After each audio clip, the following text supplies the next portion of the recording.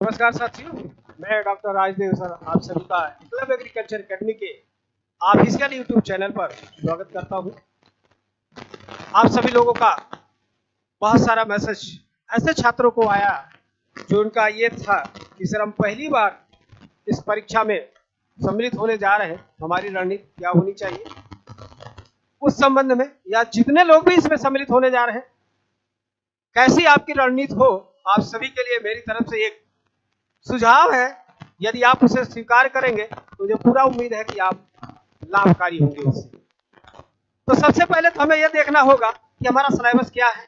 जैसा कि हम इसके पहले के वीडियो में यह बताया हूं कि UPSSC अधीनस्थ सेवा आयोग हमारे लिए सिलेबस जो क्या है वो सबको पता है और उसी पर होना है, क्योंकि ये जो अदलेगा बदलेगा ऐसा होगा वैसा होगा ये तथ्यहीन बातें हैं, वास्तविकता से कोई तात्पर्य नहीं है।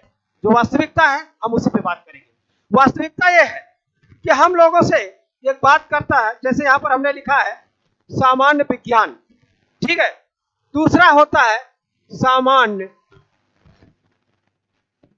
बुद्धि परीक्षण, ठीक है। देखिए जो सामान्य विज्ञान है इसी में अंकगणित भी है। तो सामान्य विज्ञान और अंकगणित को मिलाकर के आपका पता है हम सभी को 50 प्रश्न है हमारे। सामान्य बुद्धि परीक्षण से भी हमारे 50 प्रश्न है। तीसरा हमारा सामान्य ज्ञान, सामान्य ज्ञान जिसको हम लोग GS कहते हैं, उससे भी हमारा 50 प्रश्न है। उसके बाद जो चौथा सेगमेंट है हमारा वो सामान्य हिंदी है, सामान्य हिंदी है, और इससे भी हमारे प्रश्नों की संख्या 50 है। अब यहीं पर हमें ध्यान देना है कि हमारी रणनीति क्या होनी चाहिए इस परीक्षा में सफल होने के लिए या इस परीक्षा में अधिकतम अंक प्राप्त करने के लिए।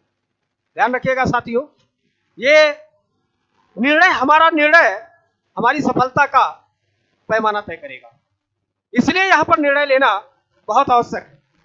क्योंकि हमें पता है इनमें जितने लोग भी सम्मिलित होने जा रहे हैं उन सभी का बैकग्राउंड, किसी का BSc एग्रीकल्चर है, किसी का BSc हॉर्टिकल्चर है, किसी का BSc होम साइंस है, किसी का BSc फॉरेस्ट्री है, किसी का BSc एग्रो फॉरेस्ट्री है, किसी का एग्रीकल्चर इंजीनियरिंग है। इन्हीं लोगों को इसमें मौका दिया जाएगा। और अगर इनमें हम सोच देखें तो हम लोगों का, ऐसे छात्रों का मैथ, रीजनिंग या GS या हिंदी कभी भी हमारे सिलेबस में इंटर के बाद नहीं रहा है। इसका मतलब इन सभी पर हमारा कोई बहुत बेहतर पकड़ नहीं रहता है। तो इसलिए हमें यहाँ पर यह निर्णय लेना पड़ता है कि हम इनमें से क्या करें और सबसे पहले क्या करें, ये बहुत बड़ी बात होती है। तो यहाँ पर मैं एक अनुभव अपना शेयर कर रहा हूँ। 12 साल से मैं भी अपनी संस्था का संचालन कर रहा हूँ, तो बहुत सारी चीजों को मैंने भी देखा।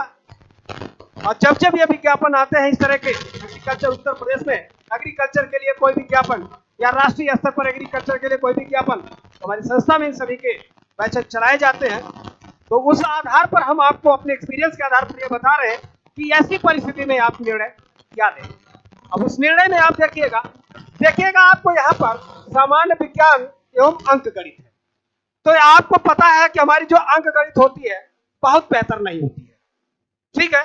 इसलिए आप सबसे पहला निर्णय लीजिएगा कि इसको सबसे बाद में करिएगा, क्योंकि मैथ एक ऐसी है जो टाइम टेकिंग है, और एक बार जब इसके कैलकुलेशन में हम लग जाते हैं तो हमारा समय कितना चला गया तो हमें नहीं पता चल पाता है। इसलिए बहुत सावधानी पूर्वक इसको सबसे पहले हमें जो है नहीं अटेम्प्ट करना है। सबसे पहले किसको अटेम्प्ट करना है, जो हमें सबसे आसान लग रहा हो। अगर आपको हिंदी लग रहा है तो सबसे पहले आप हिंदी को अटेम्प्ट करिए। अगर आपको इसमें से सामान्य विज्ञान लग रहा है तो सामान्य विज्ञान को अटेम्प्ट करिए। अगर आपको सामान्य बुद्धि परीक्षण लग रहा है तो सामान्य बुद्धि परीक्षण को करिएगा। इन तीनों में से जो सबसे पहले आपको लगे वो आप करिएगा। अब कुछ बच्चे ऐसे होते हैं जो रट्टू बड़े अच्छे होते हैं, बहुत अच्छी बात है। यदि आप भैया लोग रट बहुत से अच्छे सकते हैं तो इनमें से ये भी आप रट सकते हैं और इसको भी आप बहुत अच्छा रट सकते हैं। तो इसमें से आप सबसे पहले करिए। एक चीज और, क्योंकि जो हमारा सामान्य विज्ञान है वो मैट्रिक लेवल कराता है, तो यहां पर भी हमारा रटने से काम चल जाएगा। उसके बाद आप क्या करें, सामान्य बुद्धि परीक्षण को करें, क्योंकि मैथ की तुलना में सामान्य बुद्धि परीक्षण हमारे लिए आसान होता है, क्योंकि सामान्य बुद्धि परीक्षण में कुछ ऐसे टॉपिक होते हैं जो बहुत कॉमन सेंस पे जो है हमारा काम चल जाता है।